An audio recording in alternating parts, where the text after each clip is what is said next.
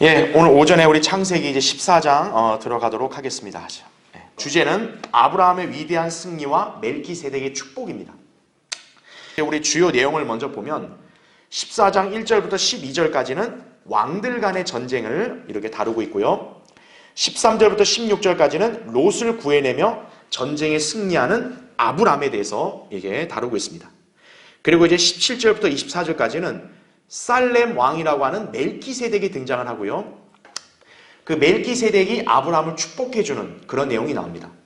그래서 우리가 여기서는 살렘 왕 멜기세덱에 대해서 좀 더 살펴보고, 그리고 그와 비교해서 소돔 왕은 멜기세덱과 얼마나 참 현저한 차이가 나는지 그런 것들을 한번 살펴보려고 합니다.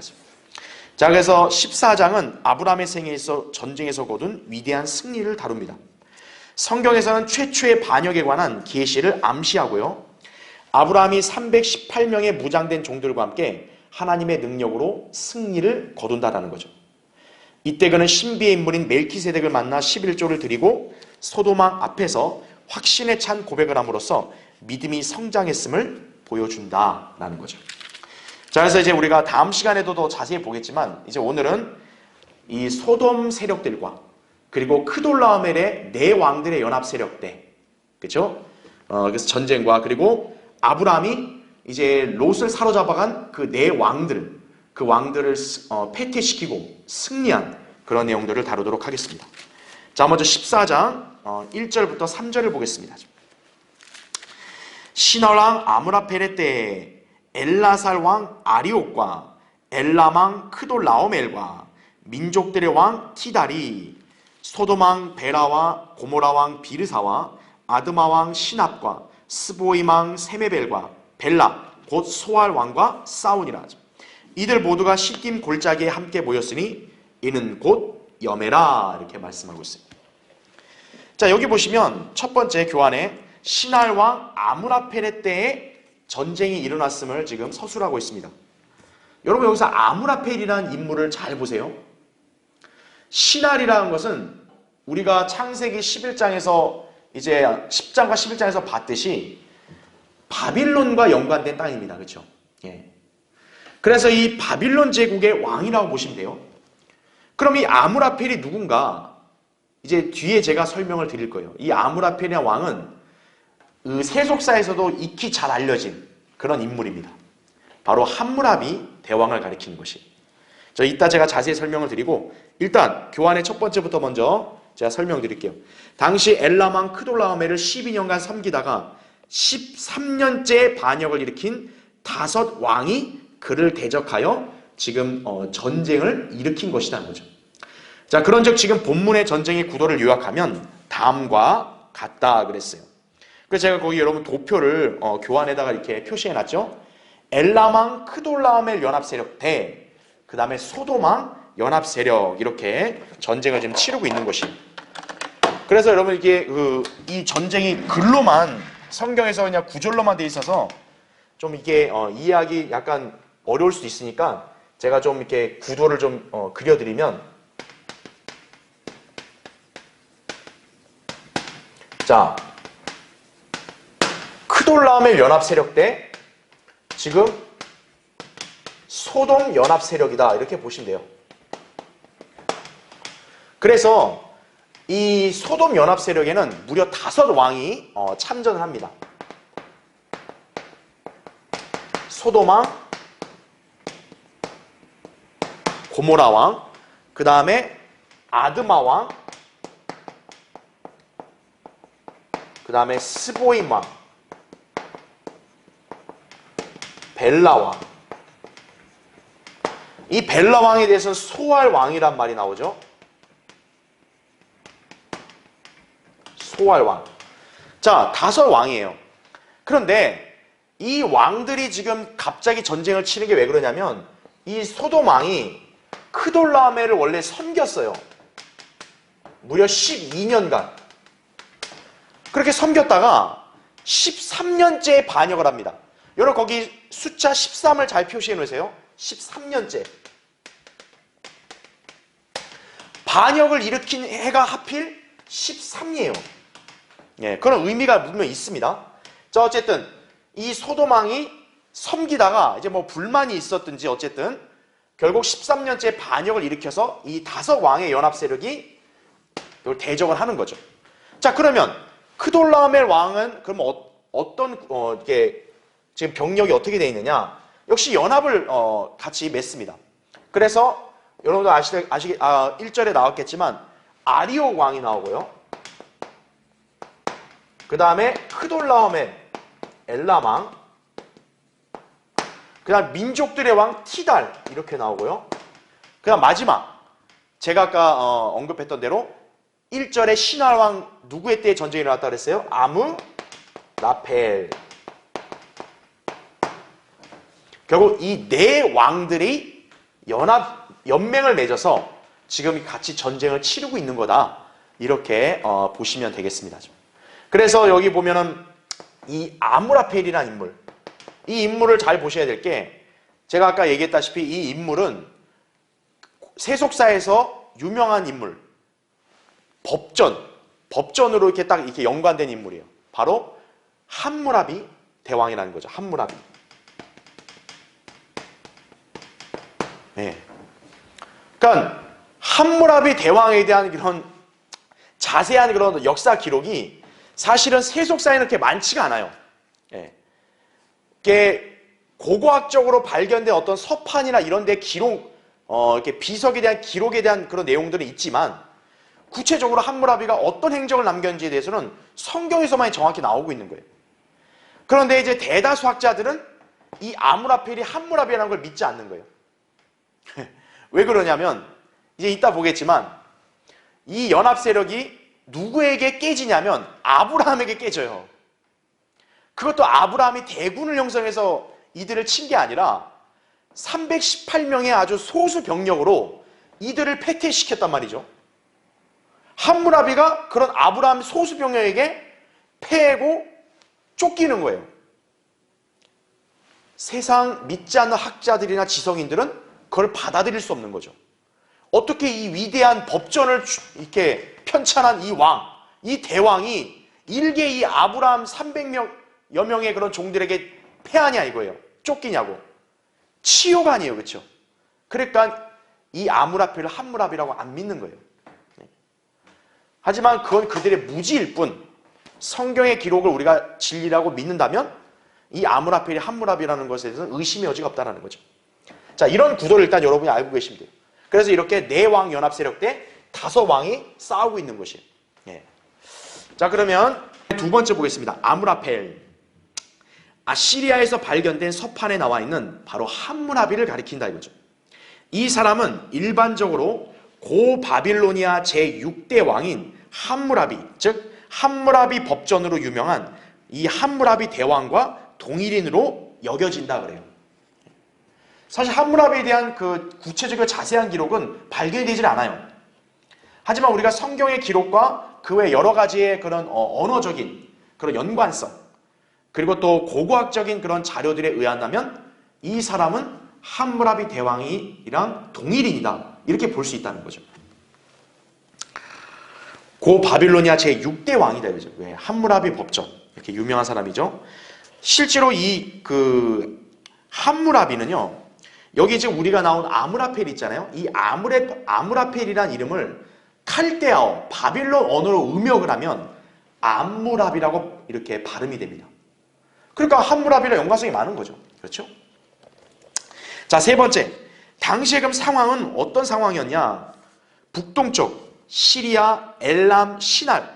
바로 이 북동쪽에 있는 4명의 왕이 팔레스타인에 있는 남서쪽의 요단 평지를 공격하여 5 왕들과 전쟁을 벌였고 이 5 왕들의 연합 세력에 르파인, 수수인, 에민들, 즉 거인들이 동참하고 있었던 상황이다 이거죠. 희한한 게 뭐냐면 이 소돔의 연합 세력에 누가 동참을 하고 있냐면 거인들이라는 거예요. 거인들. 잠시 뒤에 제가 좀 언급을 드리겠습니다. 자, 지금 지리적인 구도를 본다면 지금 엘람왕, 크돌라오멜 연합 세력들은 지금 이스라엘 땅을, 카나안 땅을 기준으로 했을 때는 북동쪽에 있죠. 북동쪽에 있고 이 소돔왕 연합 세력들은 소돔 지역에 있다 이거죠. 즉 이스라엘의 남부. 우리가 이제 오늘날 이제 보면 이제 그 사해바다에 있는 그쪽, 이 남부 지역에 이렇게 주둔하고 있었던 거죠. 그래서 지금 이게 전쟁을 치르러 이 북동쪽에 있는 연합 세력들이 요단 평지로 내려와 버린 거예요. 이 소돔왕들과 전쟁을 치르려고 내려왔다는 거죠. 그런 상황이다 이거죠. 자, 그럼 이제 네 번째 볼게요. 교환에 시딤 골짜기 함께 보였으니 이는 곧 염해라 이렇게 말하고 있습니다. 3절에 이렇게 나오죠, 그렇죠? 여러분, 염해 하면 뭐겠어요? 염, 소금이잖아요. 오늘 소금바다, 오늘날의 사해를 가리키는 거죠. 자, 근데 여기서 우리가 유념해야 될 게 뭐냐면 이 당시에는 사해바다가 있었을까 없었을까요? 없었을 거란 얘기죠. 왜 그러냐면 창세기 19장에서 이제 롯이 소돔 성읍을 나오는 순간 하늘에서 불과 영이 내려와서 소돔과 고모라 성읍이 멸망을 했죠. 소위 이제 그러고 나서 이제 그 롯의 아내가 소금 기둥이 됐단 말이에요.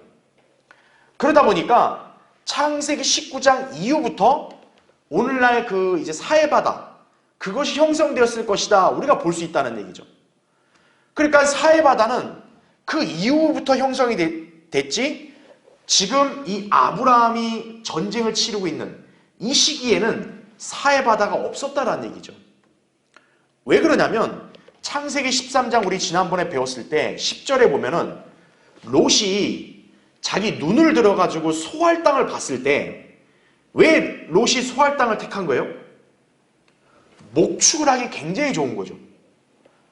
왜냐하면 가축들끼리 전쟁이 났으니까, 가축 때문에 전쟁이 났으니까 가축을 잘 먹일 수 있는 환경이 있을 때 그걸 좋다고 평가했을 거 아니겠어요? 롯은 그렇게 평가한 거죠. 그러니까 눈을 들어서 이 그 소할 땅, 지금 있는 이 소돔 이 성읍을 봤을 때 풀이 이렇게 아주 우거지고, 그렇죠? 그래서 가축들을 먹이기 좋았다면 사해바다 같은 그런 환경이 아니었을 거란 얘기죠.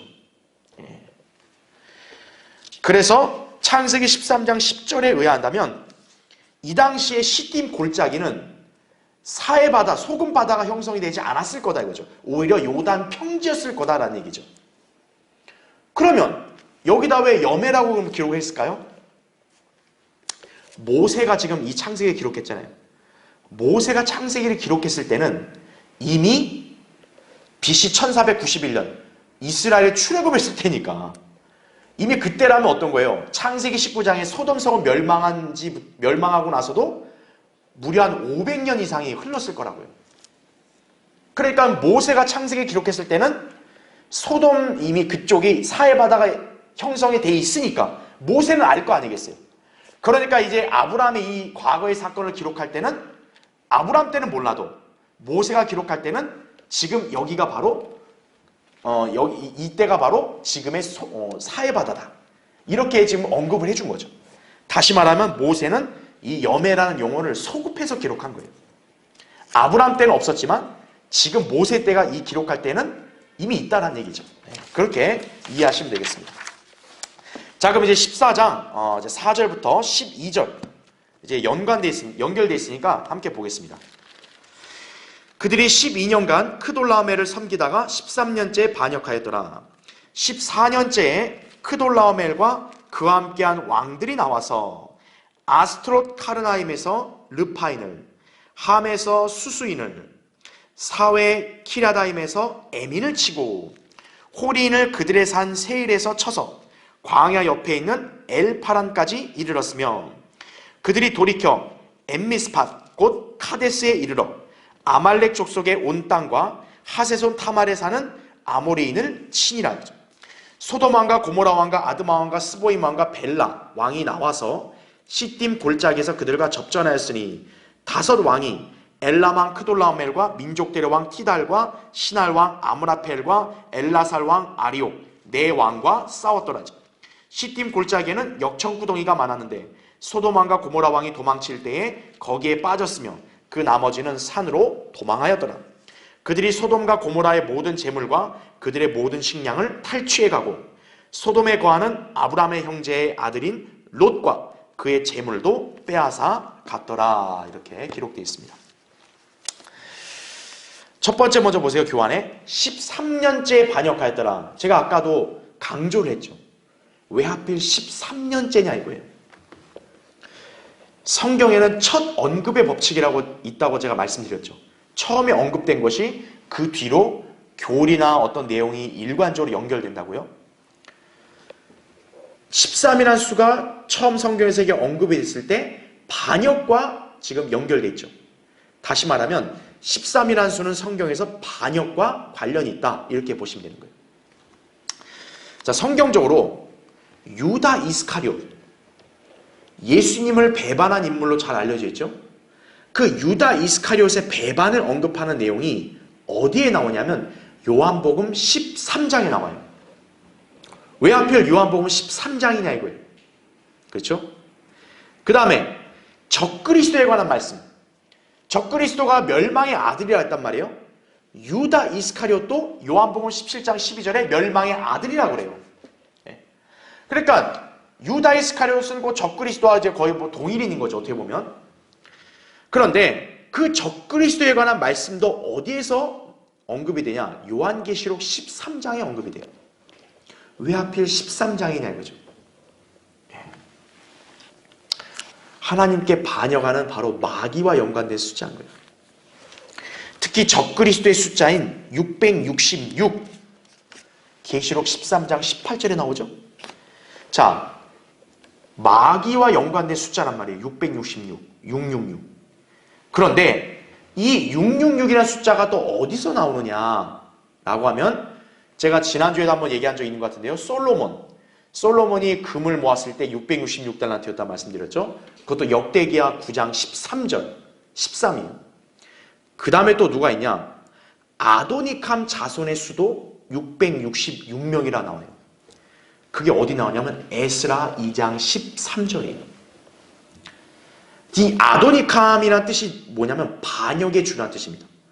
그러니까 반역의 의미를 갖고 있는 그 아도니캄 자손이 666명이라는 거예요.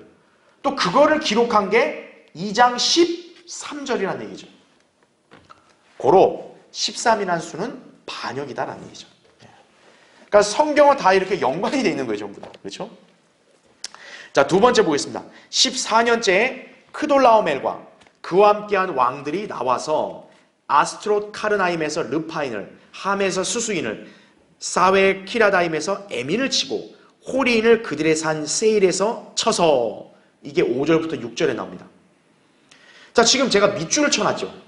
르파인, 수수인, 에민, 호리인, 이들이 다 누구냐면 거인들이에요. 거인들. 제가 아까 얘기한 대로 지금 이 소돔왕의 연합 세력에 거인들도 같이 동참을 한 거예요. 그런데 지금 이 네 왕들의 연합 세력이 소돔왕 연합 세력을 물리치니까 거기에 같이 동참했던 지금 거인들까지도 다 패한 거죠, 전부. 자, 그럼 이 거인들은 우리가 창세기 6장에서 살펴봤지만 노아의 홍수가 일어났을 때 분명히 그 지면에 있던 사람들이 다 진멸됐단 말이에요. 하지만 거인들만큼은 어떻게 했다 그랬어요? 창세기 6장 4절에 따라 거인들은 전에도 있었고 그 후에도 있었다 그랬어요. 그러니까 이들은 노아의 홍수가 지난 이후에도 가까스로 살아남은 거예요. 그런데 이들이 살아남았을 때 이들이 어디에 지금 거하고 있냐? 소돔 지역에 거하고 있었다는 얘기죠. 그리고 이 거인들이 누구와 연맹을 맺고 함께 동참하냐? 역시 소돔인들과 연맹을 맺고 같이 동참하고 있는 거예요. 속된 말로 끼리끼리 어울린 거죠. 끼리끼리. 그럼 왜 거인들과 이 소돔인들끼리 이렇게 잘 어울렸냐 이거예요. 잘 쉽게 협력을 하고 연합이 됐냐 이거죠. 바로 뭐냐면 이들끼리는 연관성이 있어요. 그 연관성이 뭐냐면 변태적인 성욕이죠. 여러분, 거인들은 어떻게 태어난 거예요? 하나님의 아들들과 사람의 딸들이 비정상적으로 결합해서 태어난 자들이란 말이에요. 비정상적인 성행위로 낳은 자들이죠. 소돔인들은 어떤 죄가 있다고 그랬어요? 동성연애의 죄가 있다고 그랬죠. 결국 이 거인들이든 소돔인들이든 모두 비정상적인 변태 성욕, 이거와 연관된 죄를 지닌 자들이란 얘기죠. 그러니까 어떻게 보면 이제 그러니까 서로 어떻게 보면 잘 마음도 맞고 같이 이렇게 동맹도 맺을 수 있었던 게 아닌가 이렇게 우리가 여겨집니다. 자, 이제 세 번째 보겠습니다. 교환에. 자, 9절에 보면 엘람왕 크돌라오멜, 민족들의 왕 티달, 시날왕 아므라펠, 엘라살왕 아리오 이렇게 나와요. 지금 이 네 왕들은 단순히 남쪽으로 진격을 하여 공격했을 뿐만 아니라 서쪽 방향으로 돌이켜. 그게 뭐냐면 7절에 나오는 거예요. 그들이 돌이켜 이렇게 나오죠. 돌이켜. 아말렉인들의 영토에까지 이르러 공격했던 것으로 보인다라는 거죠.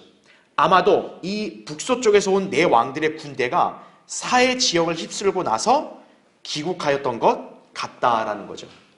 그러니까 자세한 건 우리가 알 수 없지만 지금 이 네 왕들은 어떻게 하냐면 이 북에서 이 사해 남부 쪽으로 치고 들어와 이 소돔과 연합 세력들을 물리치고 이제 서쪽으로 돌이켜 가서 이 서쪽에 있던 아말렉인들까지 치고 다시 돌아갔을 것이다. 이렇게 우리가 볼 수 있다는 거죠.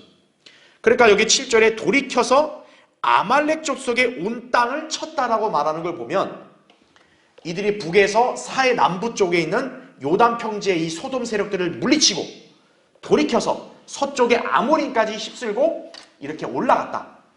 볼 수 있는 거죠. 이렇게. 그렇죠? 자, 이제 네 번째 보겠습니다. 교환에 시딤 골짜기에서 이게 접전이 벌어졌죠. 그런데 아까 우리 8절에도 이게 10절이요. 10절에 나왔듯이 시딤 골짜기에는 역청구덩이가 많았다 그래요. 그러니까 지형상으로 보면 이 소돔왕들이 거기에 덫에 걸린 거죠. 역청구덩이가 많은데 거기에 빠져버린 거예요. 도망칠 때 빠졌다 이거죠. 결국 다섯 왕은 전쟁에서 패했다 이거죠. 다만 전쟁에서 패했지만 소돔 연합 세력들이 전멸한 건 아니에요. 왜냐하면 아브라함이 이 크돌라오멜 연합 세력들을 이렇게 격퇴시키고 돌아왔을 때 소돔 왕이 아브라함을 맞으러 나왔단 말이에요. 즉 그 말인즉 뭐냐면 이 크돌라오멜 연합 세력들이 지금 소돔 연합 세력들을 물리쳤지만 모조리 다 죽이진 못했다는 거예요. 모조리 다 죽이진 못하고 분명히 소돔 세력들 중에 살아남은 자들이 있어요. 소돔 왕은 지금 살아남은 거죠. 살아남았으니까 승리하고는 아브라함에게 물질적인 보상을 해주려 했던 거예요. 그렇죠. 자, 그래서 전멸된 건 아니었다 이거죠. 그러나 우린 이 전쟁에서 얼마나 많은 사상자가 발생했는지 몰라요. 왜냐하면 성경에서 소돔 세력이 얼마나 죽었단 말은 없잖아요. 그럼에도 불구하고 분명한 것은 뭐냐? 이 네 왕들의 공격은 굉장히 격렬했다라는 거죠. 전멸은 못 시켰어도 분명히 네 왕들의 세력은 강했을 거고 이들이 결국 휩쓸고 다시 갔잖아요. 그 전쟁으로 인한 참상은 극심했을 거라는 얘기죠. 우리가 그걸 쉽게 유추해 볼 수 있는 게 뭐냐면 11절 12절에 보면 소돔과 고모라의 모든 재물을 다 탈취해 가요. 그러니까 뭐 메뚜기 떼가 마치 뭐냐면 이렇게 논밭 휩쓸고 하면 완전히 초토화되듯이 이 자들이 소돔과 고모라의 재물을 다 탈취해 갔으니까 얼마나 이렇게 황폐했겠어요. 그리고 게다가 거기에 거주하고 있던 롯까지 사로잡아 간 거예요. 거기 12절 보면 롯과 재물도 뺏어갔다 나오거든요. 그리고 이따 보겠지만 16절에 보면 재물뿐만 아니라 여자들과 백성들도 같이 찾아왔다 그래요. 그러니까 우리가 알아야 될 게 롯만 끌려간 게 아니라 그 소돔에 거주하고 있던 여자들과 백성들, 약자들까지 다 끌고 왔다는 얘기예요. 그 참상이 얼마나 끔찍했겠어요. 그렇죠? 네. 우리 그것을 쉽게 짐작해 볼 수 있습니다. 자, 다섯 번째. 아무튼 크돌라오멜과 그와 함께 참전했던 다른 왕들이 소돔과 고모라의 모든 재물을 탈취했고 아브라함의 조카 롯을 사로잡아 갔으며 그의 재물도 빼앗아 갔다 이거죠. 자, 이 소식을 들은 아브라함이 즉시 자기 종들을 무장시켜 그들을 치려고 한다는 거죠. 왜냐하면 아브라함의 목적은 한 가지인 거죠. 자기 조카인 롯을 구해내야 된다. 어쨌든 형제를 생각하고 사랑한 마음이 있으니까 구하겠다는 거죠. 아브라함은 충분히 싸울 준비가 되어 있었던 거예요. 이제 우리가 구체적으로 보겠지만 아브라함이 어떻게 이 강력한 네 왕들의 연합 세력을 어떻게 이겼냐 이거예요. 뭐 아브라함이 지금 뭐 이렇게 싸움을 특출나게 잘하는 뭐 군인이라는 말은 앞에 뭐 언급이 되어 있는 게 없잖아요. 다만 뭐냐면 318명의 종들이 잘 훈련 받았다고만 나와요. 그런데 고작 318명 갖고 어떻게 네 왕들의 연합 세력과 싸워서 이길 수 있냐 이거예요. 아브라함은 싸울 준비가 이미 돼 있는 사람인 거죠. 그렇게 볼 수 있는 거죠. 그리고 더 중요한 게 뭐냐, 그 지역을 잘 알고 있었다는 거예요. 이제 우리가 곧 볼 거예요. 아브라함이 어떻게 이 네 왕들과 전쟁에서 이겼는지를. 그리고 가장 중요한 게 뭐예요? 아브라함이 이길 수 있었던 것은 하나님께서 그와 함께 하셨기 때문에 이긴 거죠. 자, 그럼 이제 우리가 두 번째, 롯을 구해내며 전쟁에 승리하는 아브라함을 보겠습니다. 여러분 거기 13절부터 16절 보세요. 도망쳤던 자가 와서 히브리인 아브라함에게 말하였으니 아브라함은 아모리인 마므레의 평지에 거하였더라. 마므레는 에스콜의 형제요 또 아넬의 형제라. 이들은 아브라함과 동맹한 자들이더라. 아브라함이 자기 형제가 사로잡혀 갔음을 듣고 자기 집에서 태어난 훈련받은 종 318명을 무장시켜 그들을 추격하여 단까지 가서 그들을 대항해서 그와 그의 종들을 나누어, 자 거기 잘 표시해 놓으세요. 이들을 언제 쳤다 그래요? 밤에 그들을 쳤다 그래요. 밤에. 또 다마스커스 왼편에 있는 호바까지 추격하여 모든 재물을 다시 찾아오고 자기 형제 롯과 그의 재물과 여자들과 백성들도 다시 찾아왔더라. 이렇게 말씀하고 있습니다.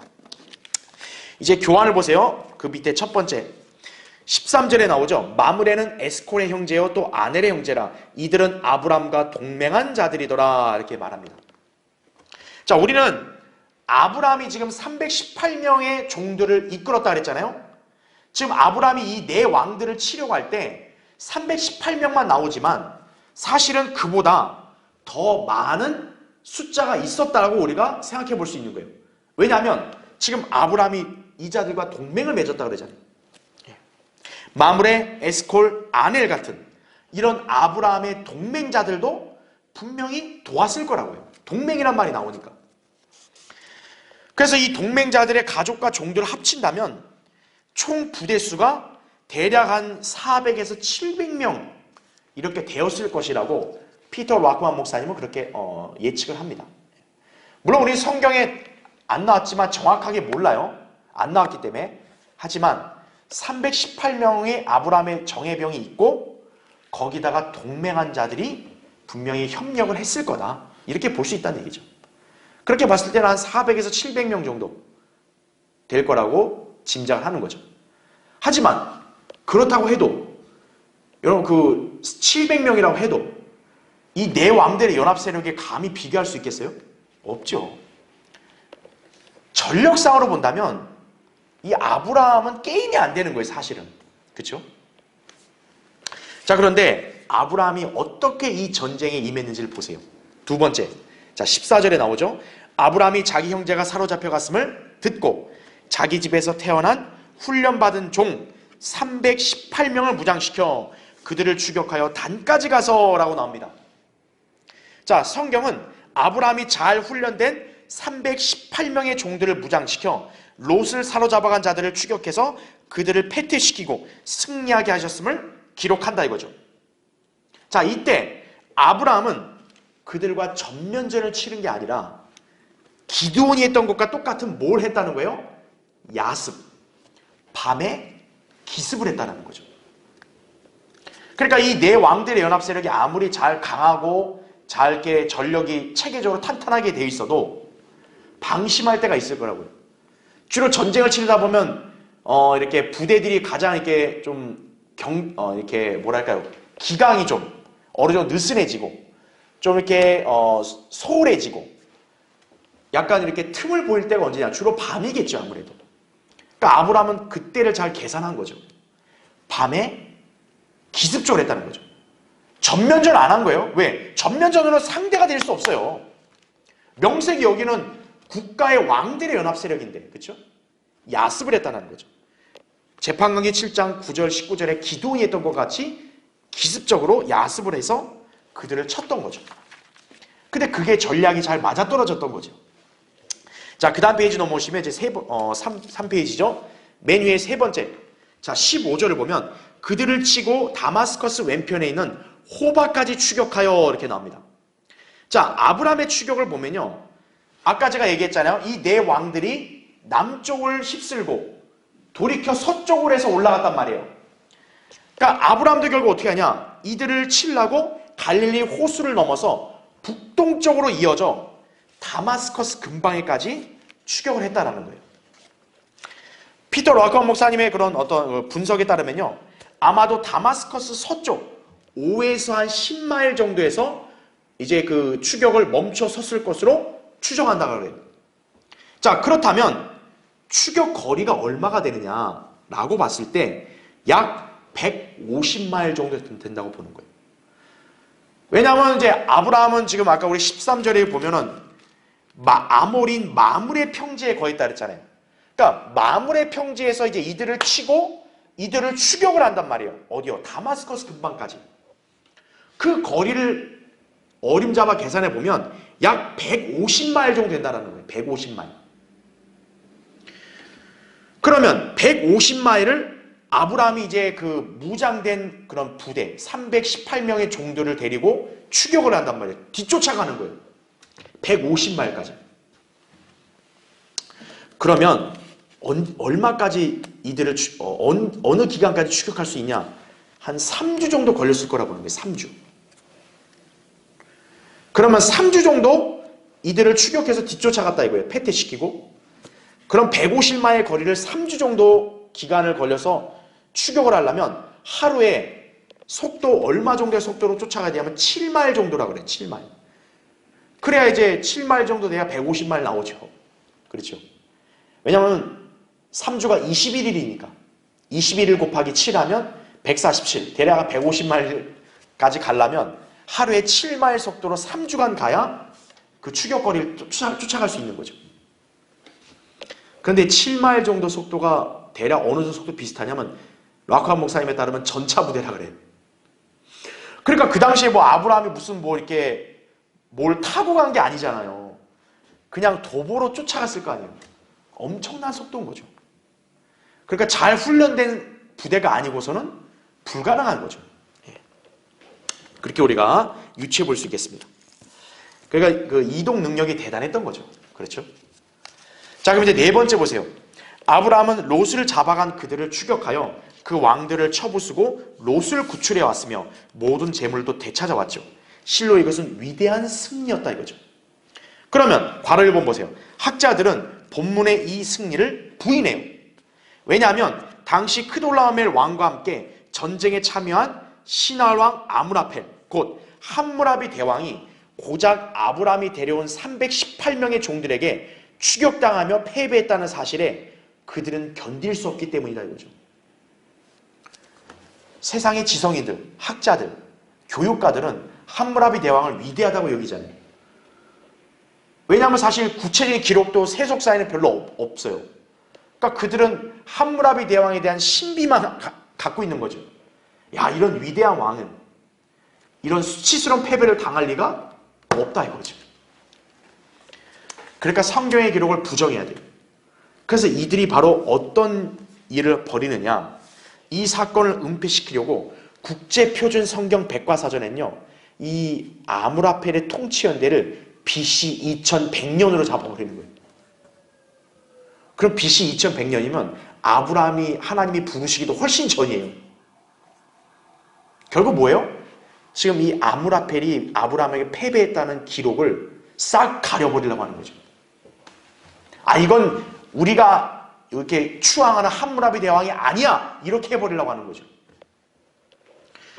자, 그러나 괄호 2번 보세요. 아무리 그들이 성경의 진리를 없애려고 애를 써도 함무라비의 이런 수치와 패전에 대한 기록을 오직 성경에서만 입증하고 있는 거예요. 자, 이 학자라는 자들은요 왜 이거를 부정하느냐, 일단 함무라비 대왕의 수치니까 가리려고 하는 것도 있고요, 또 한 가지가 뭐냐면 어떻게 상식적으로 아브라함의 318명 되는 그 숫자로 어떻게 이 네 왕들의 연합세력을 이기냐 이거예요. 여러분 잘 아셔야 될 게 명세기 이 네 왕들은 소돔의 5 왕들을 물리쳤고 거인들까지 이긴 자들이에요. 명세기 거인들은 창세기 6장에 보면 용사들로도 유명했던 사람들이라고요. 힘이 안 셌겠어요? 이 거인들까지 이길 정도면 이 네 왕들의 연합 세력은 굉장히 막강한 거예요. 근데 그 막강한 연합 세력을 고작 318명이 이겼다?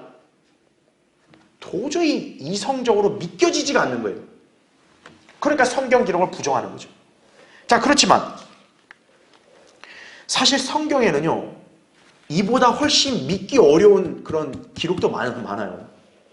지금 아브라함의 이 전쟁이 상식적으로 너무 이해가 안 된다, 그렇게 여기지만 상식적으로 이해 안 되는 승리도 많아요. 예를 들면 뭐예요? 기드온이죠, 기드온. 여러분, 기드온은 고작 몇 명으로 미디안 대군을 이겼어요? 300명이에요, 300명. 그것도 미디안 대군이 당시 몇 명이냐? 13만 5천 명이었다고요. 재판강의 6장, 7장을 보면. 성경에는 그런 승리도 기록하고 있어요. 그럼 그것도 부정할 거예요? 그거에 비하면 아브라함의 승리는 그나마 좀 더 받아들이기 쉬울 거예요, 오히려. 그렇죠? 그래서 우리가 알아야 될 게 뭐냐면, 이 아므라펠은 함무라비가 아니다, 이거에 대한 근거는 없어요. 그냥 학자들이나 지성인들이 성경을 부정하고 싶은 거예요, 그냥. 그것뿐이에요, 그냥. 그러니까 무슨 논리적이고 무슨 구체적인 자료로 근거가 있는 게 아니라는 거죠. 그냥 성경의 기록을 믿지 않는 거예요. 그러니까 여러분들도 아므라펠은 함무라비일 리가 없어, 이런 세상 사람들의 말에 귀 기를 필요 없다는 거죠.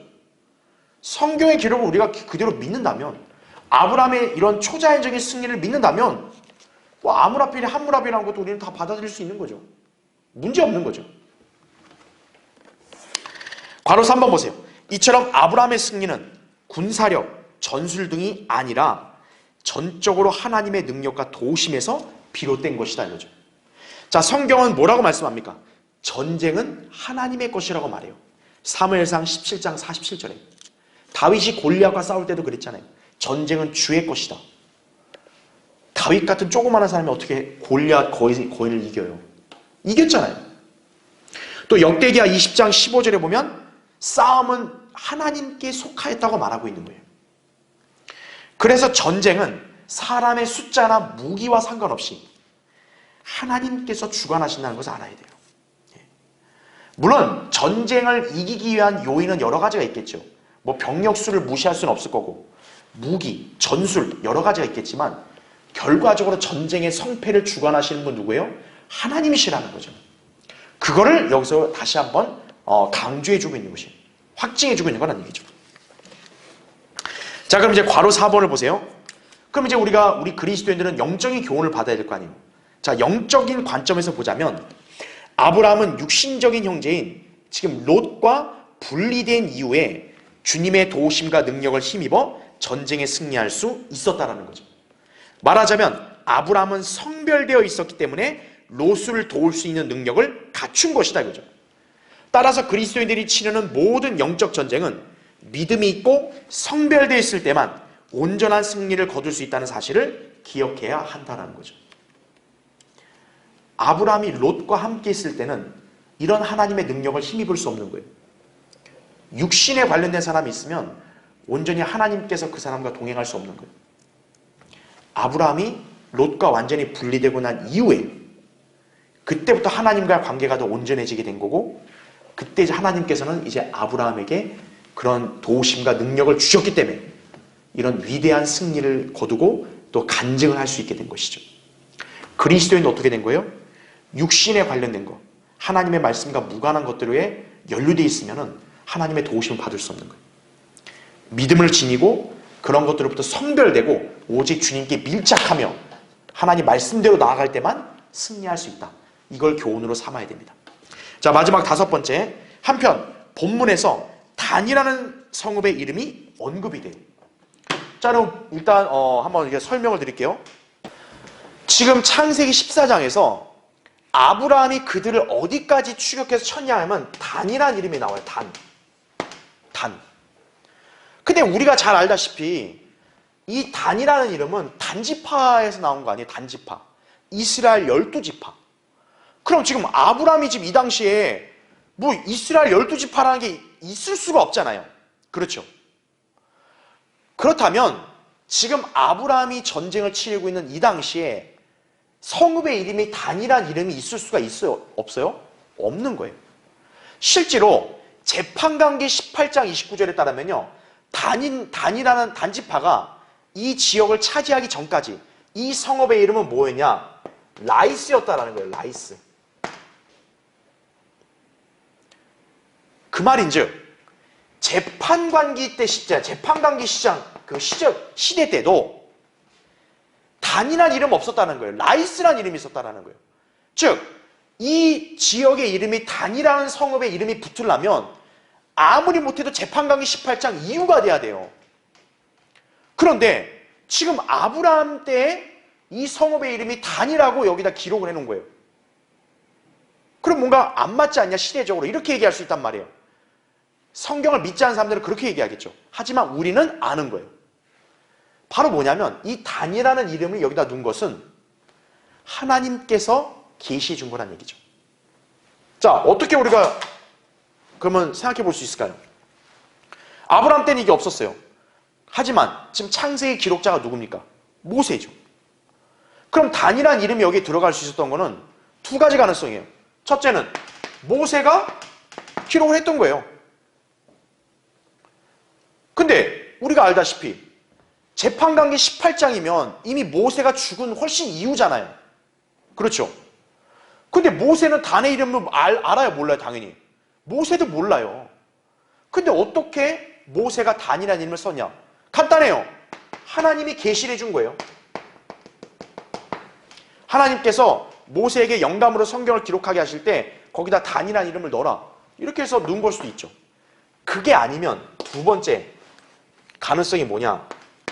여호수아가 이거를 추가시켰을 가능성도 있다는 거예요. 덧붙였을 가능성도 있다. 이 부분이 좀 약간 의아할 거예요. 여호수아가 모세가 쓴 이 율법책에 말씀들을 넣을 수 있었다는 얘기죠. 자, 한번 증거를 찾아볼게요. 여러분 거기 여호수아 24장 한번 보세요.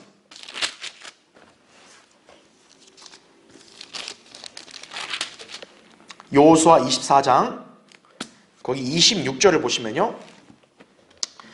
이제 여호수아가 이제 24장 끝에서는 이스라엘 백성에게 마지막 유언을 하고 이제 죽는 거죠. 26절. 여호수아가 이 모든 말씀을 자, 거기 보시면 어디에 기록했다가 나와요? 하나님의 율법책에 기록했다는 말이 나옵니다. 하나님의 율법책. 그러면 이제 앞장에 여호수아 23장 6절에 따르면 모세의 율법책이란 말이 나와요. 고로 지금 여기 하나님의 율법책은 모세의 율법책을 가리키는 거예요. 모세의 율법책을. 그럼 우리가 모세의 율법책은 뭡니까? 모세 5경 아니에요. 창세기, 출애굽기, 레위기, 신명기, 민수기, 신명기. 그렇죠? 여기에 여호수아가 기록을 했다는 말이 나오는 거예요. 바로 이게 왜 가능하냐? 여호수아가 모세 율법책에 추가적인 내용을 기록할 수 있는 권한이 있었다는 거죠. 자, 그럼 우리가 그걸 어떻게 할 수 있느냐? 그 맨 마지막 페이지 넘어오셨죠? 그 괄호 3번 그 다음 밑에 1번을 보시면 동그라미 1번 여호수아는 하나님께서 모세에게 주신 권위를 갖고 있었다는 거예요. 신명기 34장 9절에 따르면 눈의 아들 여호수아가 지혜의 영으로 충만하였으니 이는 모세가 그에게 안수하였음이더라 이렇게 말하고 있어요. 우리가 잘 알다시피 여호수아는 모세의 후계자 아니에요. 모세가 안수하면 안수는 이제 그 이양되는 거니까 권위가 모세에게 준 능력과 권위가 여호수아에게 넘어간 거죠. 그래서 여호수아 1장 5절에도 뭐라고 나오냐? 하나님께서 말씀하신 거예요. 내가 모세와 함께하였던 것 같이 내가 너와도 함께하리니라고 말합니다. 즉 여호수아는 모세와 같은 동등한 위치와 권위를 하나님께서 부여해 주신 거예요. 그러니까 모세가 율법책을 기록한 것 같이 여호수아도 모세 율법책을 기록할 수 있는 권위가 있는 거죠. 실제로 여호수아는 모세 오경의 사본을 갖고 있었어요. 여호수아 1장 8절에 율법책을 갖고 있었다고요. 그리고 모세는 그 책들을 여호수아에게 항상 되풀이해서 들려주었다는 거죠. 출애굽기 17장 14절에. 그러니까 우리가 알아야 될 게 뭐냐면 여호수아는 창세기부터 신명기까지 해가지고 필요한 말씀들을 추가적으로 기록했을 가능성이 높다는 거예요. 자, 그럼 예를 한번 들어볼까요? 신명기 34장 한번 더 보세요. 신명기 34장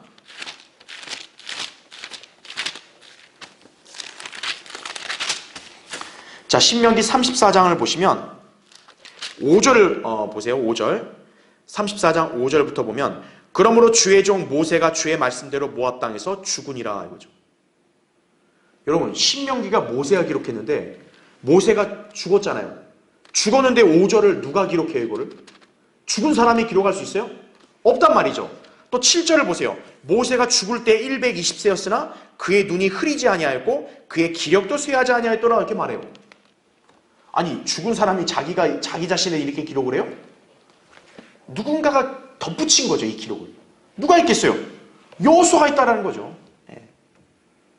그래서 거기 신명기 34장 그 맨 위에 1절 한번 보세요. 1절에 보면 1절 그 끝에 줄에 주께서 그에게 길앗의 온 땅을 어디까지 보여주시라고 나와요? 단까지 보여주시고. 이거를 모세가 기록했냐? 아니라는 거죠. 여호수아가 기록한 거 아니에요. 그러니까 여호수아는 단이라는 이름을 알고 있다는 거죠. 그래서 창세기 14장에 지금 아브라함이 거쳐간 지역의 이름을 단이라고 놓은 것은 모세는 몰라도 여호수아는 아니까 여호수아가 덧붙였을 가능성도 있다는 거죠. 충분히. 그래서 삽입했던 걸 짐작할 수 있다는 거죠. 그러니까 성경이 잘못된 게 아니라는 거예요.